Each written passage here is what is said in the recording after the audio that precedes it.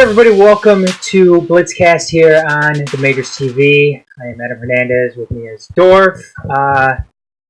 Day after the Super Bowl. Super Bowl, 52 took place yesterday, and lo and behold, the Philadelphia Eagles were actually able to pull off the upset, which I hesitate calling an upset, Dorf, just because I think the way that Philadelphia has played down the stretch in the playoffs, whole year. The whole year, even with the transition from Carson Wentz to Nick Foles due to injury, I thought it was like a shaky transition for like the first quarter of that game against the Falcons when Nick Foles kind of looked a little off kilter there, didn't look all that strong in the pocket. Then it just clicked.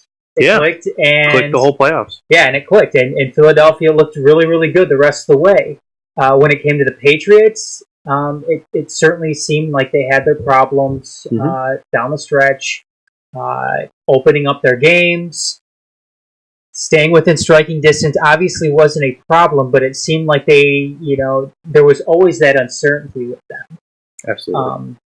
As the playoffs went on, and eventually we got to last night. And much of the same happened. The Patriots got down. They only had the lead once in that game. With about 8 minutes to go. Yep, and it was at the very end where they have a 1 point lead. One point lead with 8 minutes-ish to go. Yep, and Philadelphia was able to drive that final. Drive down to take the lead, and then plus the strip sack. Just over 2 minutes to go. That was 3 minutes-ish to go. That was also huge. Yeah, absolutely. Congratulations to the Philadelphia Eagles. It was a good game last night. You're going to Disney World. Yeah. It was a very entertaining game. 1 total punt, 2 turnovers.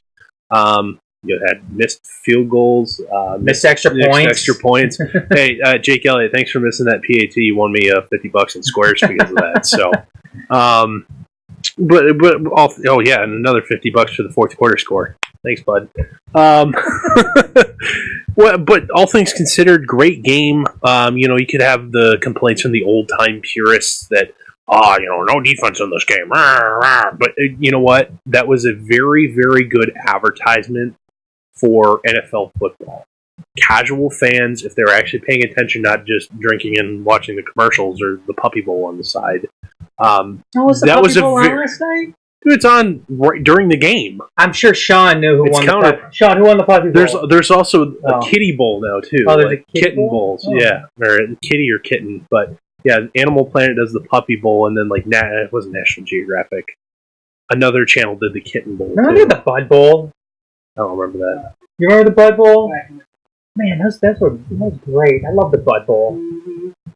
Anyways, I'm sorry, dude. But very, very good advertisement for NFL football. So if anybody was watching that game as a domestically a casual fan who wants to get into football, very good advertisement for what it could be. Or even, I'm sure, internationally, where people, it's boring, it's hand egg, I don't get it. That would be a very good advertisement for the game as well. And you might have won a lot of fans over internationally with that very high-scoring upscale play. Before we get into some of our question topics here, what was your favorite commercial? Because whenever anybody does these type of shows, everybody always talks about their favorite commercial. Here's the deal: none of them really stood out this year. It seems like they never stand out. No, like some of them did. I mean, it was kind of a little bit disappointing because you were expecting. I actually kind of enjoyed the commercials a little bit more Bud this Light, year. like Dilly Dilly Saga or whatever. I'm so annoyed with that. I'm done with that. It's funny, it's cute, but they just kind of redid some old commercials and didn't really expand on it much. And I wasn't that was boring. I think there was only one Doritos ad. Those are usually hilarious. Only saw one of them. Did Peter Dinklage do the Doritos ad? I missed that. And Peter Dinklage, yeah. I really wasn't. But like the ones that are produced by amateurs and like the Snack Strong contests that they've held, previous years, those are great. Didn't see those this year. There wasn't any like fun. none of them really stood out. I like the Danny DeVito. That's if I have to Danny DeVito M&Ms, that's if I have to pick one, it's about the only one I remember because that's how boring and uniconic they were. I'm going to pick that one. What, Sean? What? The Michelob one. Yeah, that one was that. Yeah. Well, and the other one I remember is the Tourism Australia, which was the fake trailer for Crocodile Dundee. They are coming out of the Dundee movie, I think. Yeah, they are. Yeah. But it's look it up. You got your phone. But it's what's his nuts? The guy who was in the commercial. He's like his son. Yeah, something like that. Anyways, man, if you made it through all that, I applaud you. I better put a timestamp in the description on this to skip past it. All right. We did have some controversy last night, though, and lo and behold, it came with the NFL's convoluted. What's a catch? Yeah, what's a catch? What's a catch in the NFL? And funny enough, the XFL was tweeting during all of this, saying, "Of course they were. Oh, you'll know what a catch is in our league." Okay. Yeah. Okay. Prove it, Vince McMahon. Well, no. NFL or the XFL is going to have many more problems aside to the first hire of the official new XFL league, social media manager. Yeah. But Corey Clement, Zach Ertz. Yes, sir. Both of those guys had very questionable catch calls. First, Corey Clement, second half. Both of these happened in the second half. Mm-hmm. Corey Clement made an amazing, what looked to be an actual catch in the back of the end zone. Nick Foles, he threaded the needle on it. Double coverage to a running back, by the way. Absolutely. It's not like you threw a jump ball to Derrick Henry, who's 6'3". Yeah, it was it's Corey Clement. It was Corey Clement going down to the ground, back of the end zone, threading the needle. It looked like a great catch, and it was ruled a catch. The only problem is, I don't think it should have been a catch. Yep. I don't think it should have been a catch. And Chris Collinsworth said it last night too. He said he gives up because in any other circumstance, it would seem like the NFL would rule against it because of the lack of control. And then once he did get control of it, his toe was already his toe was already on the line. Mm-hmm. His toe was already on the white. I don't see how they call that a catch, Dorf. I don't disagree with you on that one. I can see the argument of calling the field as catch. We don't have enough to say it wasn't. That's why we're sticking with it. That's why I halfway wish we had Ed Hockley work in the game. Mm-hmm. But the other half of me says he sucks, and I'm glad he didn't. Actually, you know what? To Gene Steratore and his crew's credit, very nice job last night. Very, very nice job. Because he's not making that call anyway. No, Steratore's not making the call on the field. He's way behind the play. That's not up to him, but he's the one that reviews it with the officials in this case are at the stadium, the review people. But I think that's the reason that stayed a catch. Call on the field is a catch. We don't have enough or a conducive camera angle to say it 100% wasn't, so we're sticking with it. The second one that you mentioned, Zach Ertz. No controversy there. Guy's a runner. Exactly. He didn't get contacted by the ground or an opposing defender until like 3 steps after he secured the ball. He's a runner. No, I totally agree with you on the Zach Ertz play because I thought that one was pretty. And drawing comparison to the Jesse James play for Pittsburgh, there's no comparison other than they're both tight ends and the ball happened to be at the goal line. That's the only comparison. James was contacted immediately after catching the ball, didn't make a football move, didn't securely possess the ball when he reached out for it, whereas Zach Ertz caught the ball, took 3 steps, and then dove. I was going to say, it seemed like he made a couple of football moves before he even stretched out and broke the you have 3 strides, those are each football moves, and then you also have the dive, which is a football move, and then you get to the point he possesses the ball. Brown cannot cause a fumble. There's no controversy there. We see that play almost every single week. Oh yeah, reaching for the pylon all the time. Yeah, no, there's no controversy there. There's no way. Ball never moved in his hands. Securely possessed it the whole time. 3 steps and a dive. That's cut and dry. There's no controversy there. I get the Clement catch. There's not. And there was actually another catch in the end zone. I forget who made it. Where the you couldn't tell if he possessed it through the ground because his back was blocking the other side and the defender was on top of him. I forget who made that catch in the end zone. It might have been Gronk. No, it was him. Might have been him. I forget. Where you had it, but you have no review angle there either because you can't see the ball. But it was called a catch on the field, so it's done. I think I know the player talking. Yeah. Yeah, because you can't see. You couldn't make anything. The back. I mean, his back was to you. His back was to. Yes. If you're looking at it from the left, so the left. He side was of the totally on top of the ball. Yeah, he's blocking the ball even from above and the side. He's blocking the ball, and the defender's laying on him on to the right, so you can't see it. So, and in which case, I don't see. I mean, even if they didn't rule it a catch, there's no way you can overturn it based on that. Oh yeah, absolutely. So whatever they called on the field initially was going to be the call that they're going to stick with. Just want to say again, Gene Stewart's running the crew. Very nice job. Yes. You let them play. I think there was 5 total penalties between the two. No, absolutely. And you can't even blame them for 2 of them. They were false starts. Yeah, Zach Ertz jumped twice. It's beyond ridiculous now with the NFL and these catch rules. I mean, in all honesty, Clement and Ertz, there shouldn't be any controversy here. Mm-hmm. Because you know what? Looking at both of those, yeah, they should be a catch. Both of them. Sure. There shouldn't be any questions about it. The ball never touched the ground with Clement, and in Ertz's case it did, but there's a very clear rule about the ground not being able to force a fumble. Because he's a runner at that point, he's not a receiver. Exactly. Yes, he's a receiver as in the definition he caught the ball, but we're talking NFL rules where he transitions from being a receiver to a runner.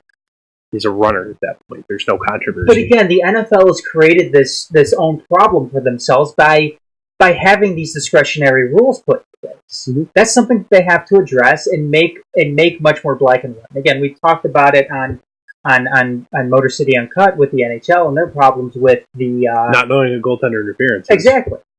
They have to take out these discretionary rules when it comes to these very direct... In rule books of any kind, whether it's law or sports or any other sort of rule books, or the game of chess, mm-hmm. rules have to be black and white so that people know how the game is played. They can't be ambiguous. They can't be ambiguous. They can't have any gray areas. They must be black and white. Otherwise, you might as well not even have that rule at all. And it's stuff like this that in the long term, I know people can talk about the national anthem protest or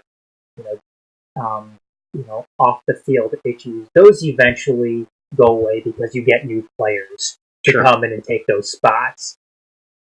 But rules like this is the stuff that really messes with the game. Turns off. In a lot of cases, it'll be the straw that breaks the camel's back. Exactly. Someone who is fed up and is trying to stick around as a fan, but isn't really compelled to. This, not knowing what a catch is or not having consistent definition, that'll lose it, and that could also prevent people who are don't really understand football, trying to learn it, trying to get in. That'll immediately turn them off too. Exactly. That's like soccer not knowing what a goal is. Yeah, it's new fans not wanting to, or basketball not knowing what the 3-point line is. Exactly. That's a good point because that's how ridiculous this is. Mm-hmm. When you think about how important it's so fun, especially in today's NFL. It's such a fundamental part of the game. This isn't the leather helmet eras where there was like 5 total passes. Yeah, you pass like 65% of the time in the modern NFL. Most teams do.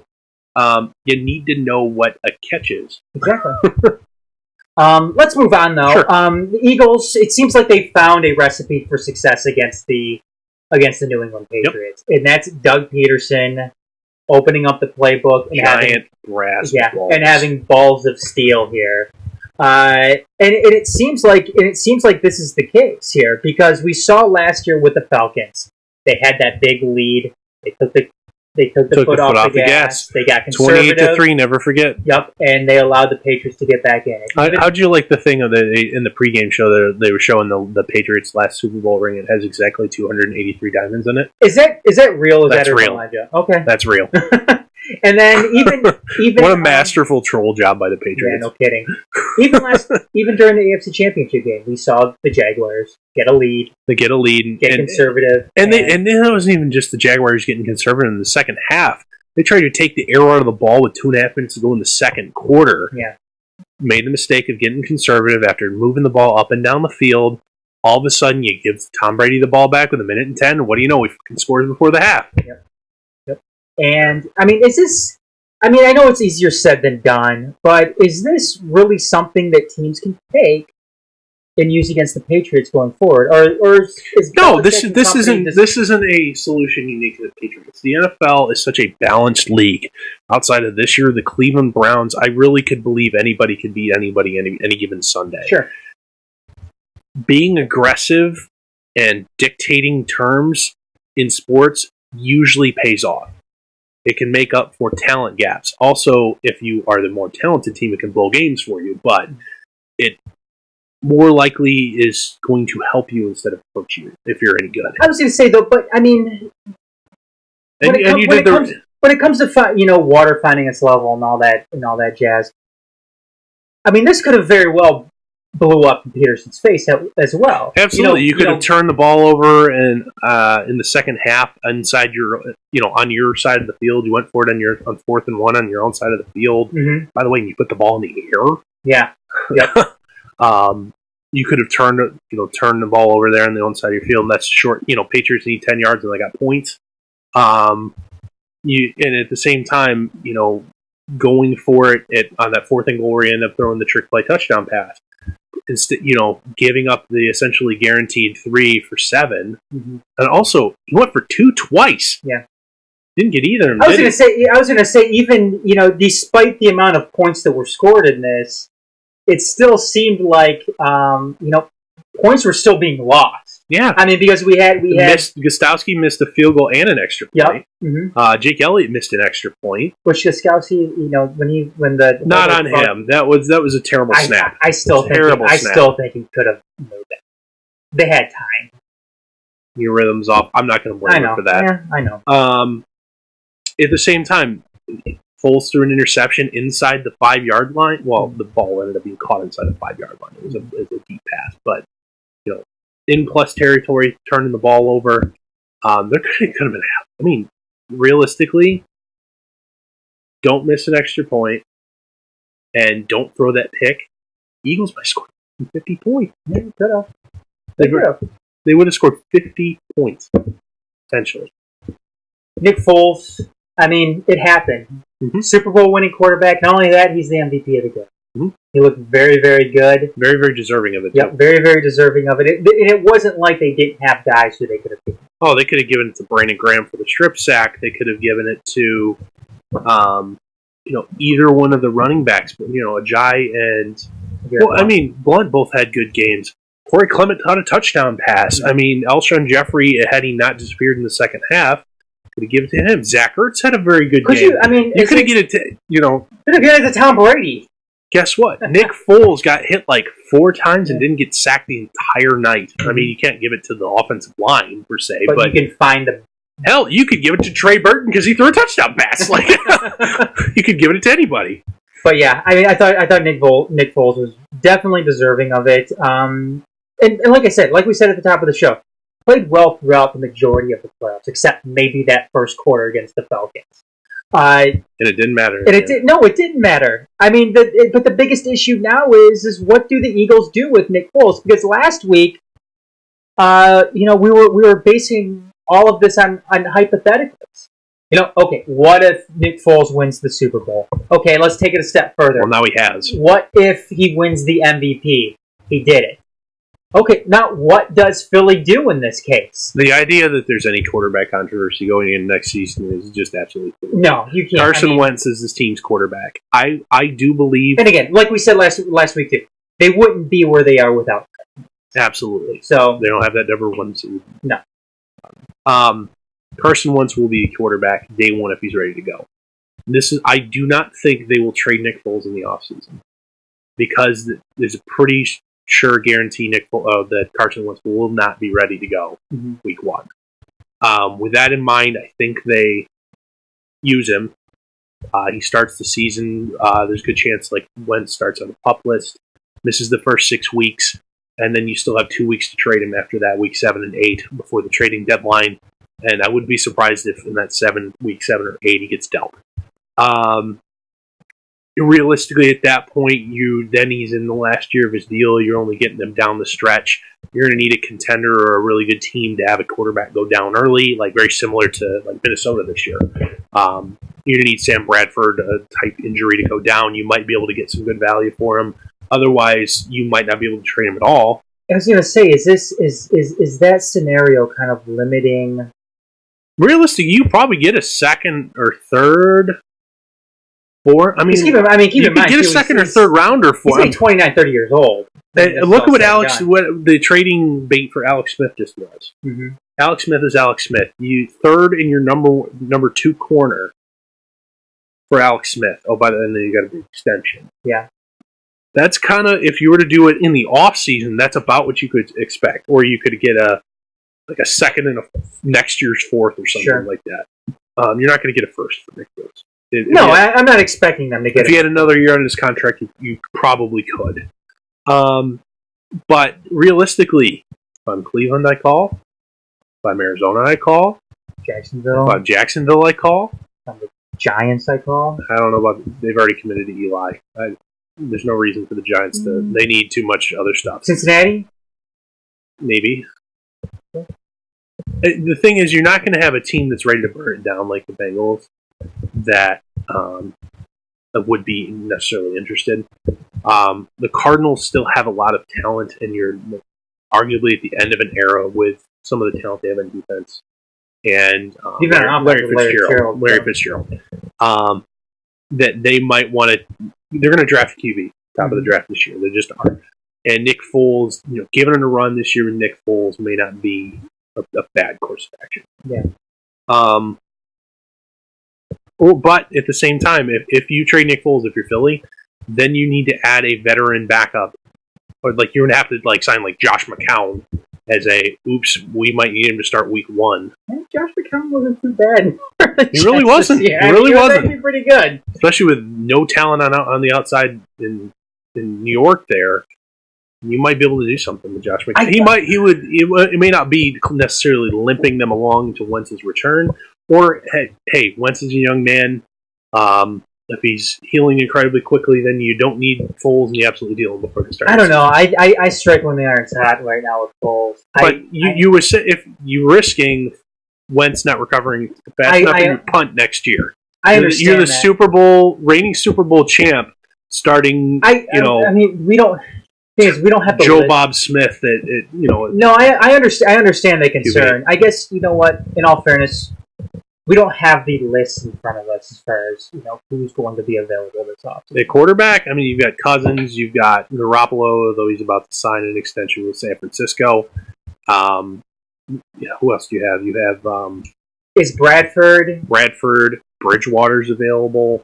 Oh, Bridgewater's available. Keenum is too. All three of those guys are available in Minnesota. I was hearing Sherman's going to take Keenum to New York. It would be silly. You potentially could, if that's the case, you have Eli available. Got a lot. See, and in fact, I'm forgetting who else. Who else? There's one other big time quarterback that's available. You know what? Relatively big time. I think that gives you even more reason though to go and deal Nick Foles now. If you have those fallback options, you do it. You get what you can for Nick Foles. Well, you're not going to say you're going to be. You then run the risk of starting a Blaine Gabbert next year because you need a body at the beginning of the year. You're defending your Super Bowl run with Blaine Gabbert. I think you could do better than Blaine Gabbert. Like who? Well, you're not going to commit. You're not going to commit long term. You're not going to sign Kirk Cousins. I know you're not going to sign Kirk Cousins or the equivalent or Garoppolo. Okay, is Bradford out of the question then? Because I think he's already played in Philly. I think that. Okay. Bridgewater, maybe not. Okay, there you go. I don't mind giving Bridgewater a chance on Philly. I know this isn't the thinking, but. Yeah, I mean, we won the Super Bowl too.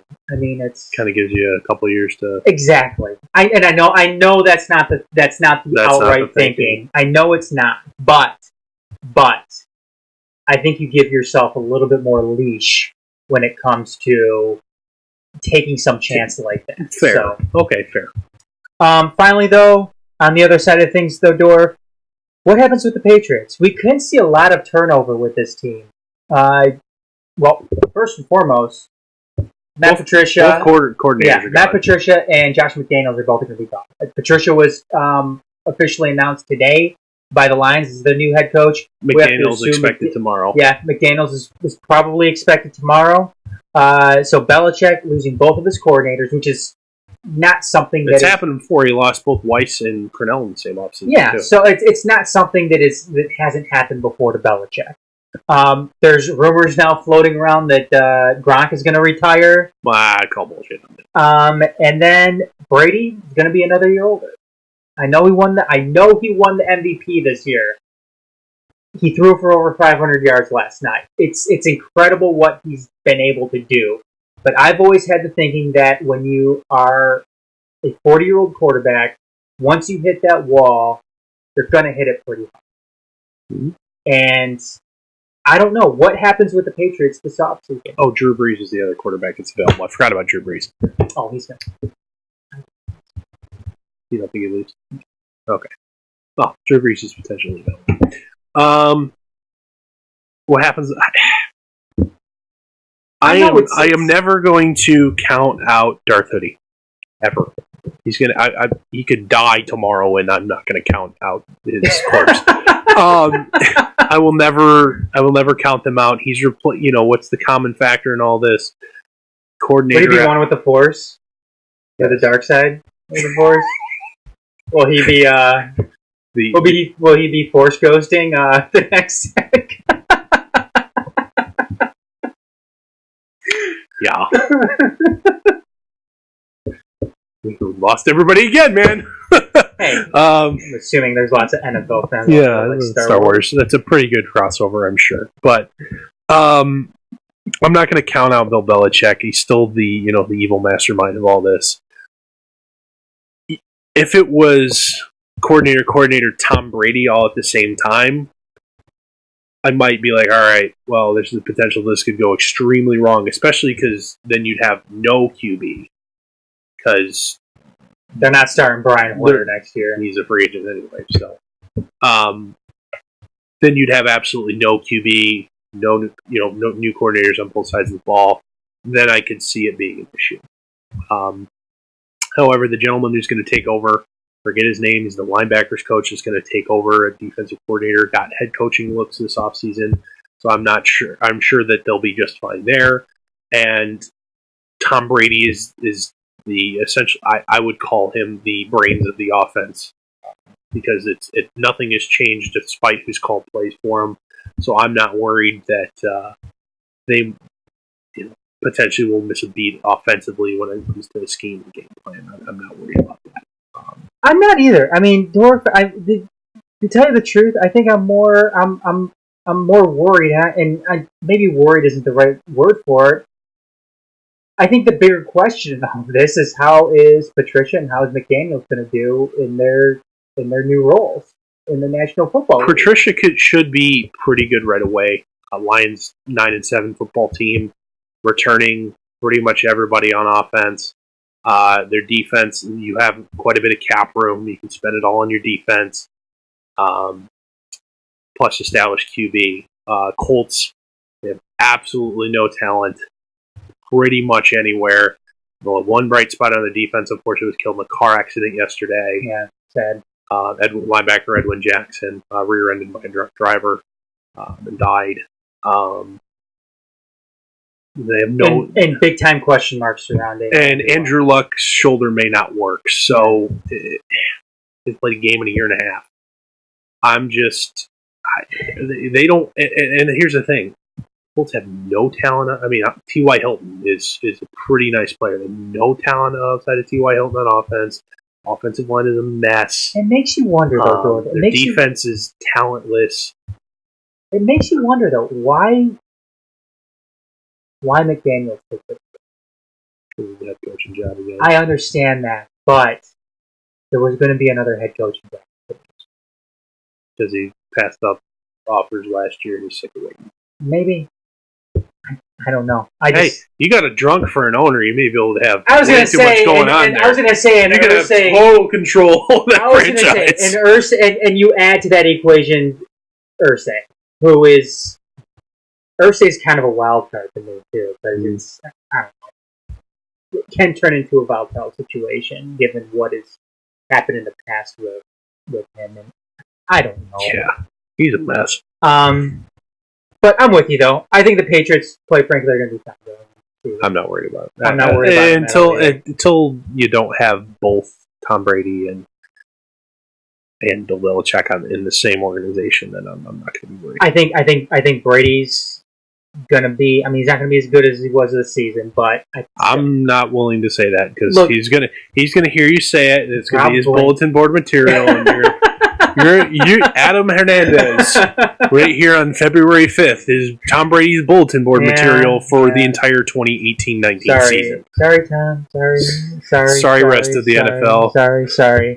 But I don't think lick his shoes. I don't think Gronk tongue kiss him like 10 seconds long like he did his kid. I don't think Gronk Sean, you didn't see that? On that like Facebook documentary they do on him, yeah.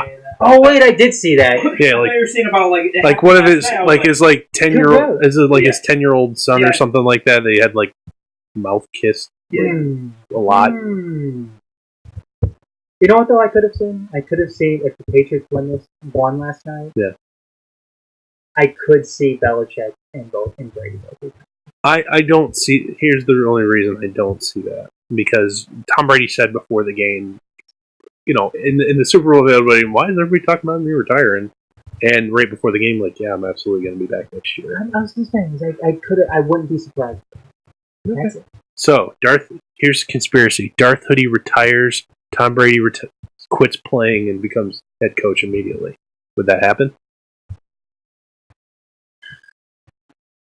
No. There's way too much to do, especially as a quarterback, to be a player coach in football. I don't know. I think Tom Brady's going to.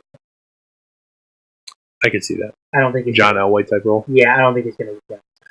You know, I heard that was interesting though last night, or I heard it this morning actually on Sirius Satellite Radio. I didn't know this, but Bill Belichick decides if he's going to go for it on 4th down, on 2nd down. Really? I heard. I don't know if this is 100% true, but he goes and tells McDaniels if they're going to be going for it on 4th down. In which case, McDaniels then knows he has 3 downs. He will treat 2nd down like it's 1st down. I don't know if that's true or not. Obviously, there's other that makes sense because, you know, heaven forbid something huge happens. There's a sack or a big loss of yardage. You can always then, all right, whatever, punt it. But yeah, okay, we'll get it. Yeah, I don't know. I thought that was interesting. Anyways, though, that's gonna do it. I'm guessing our next show is probably gonna be coming around draft time. So, I think we're gonna probably do a traditional draft podcast. Okay. Do a full length podcast and do draft for 3 hours. Oh man! No, we've done way back in the day, like a 4-hour draft podcast. I'm already starting to hurt from that. Yeah, you got to get yourself a new chair then. Yeah. Anyways, though, it's been fun this year. Great season. Great finish last night to the football year. Congratulations once again to the Philadelphia Eagles for again pulling out the victory. Make sure you catch us on our YouTube channel, youtube.com/TheMajorsTV, our website, theMajors.net, Twitter @TheMajorsTV, and every other platform that we are on. There's like 17 of them. Yeah. So catch us anywhere, one of those. So, anyways, for Dorf, I'm Adam. This has been Blitzcast, and we'll see you next time.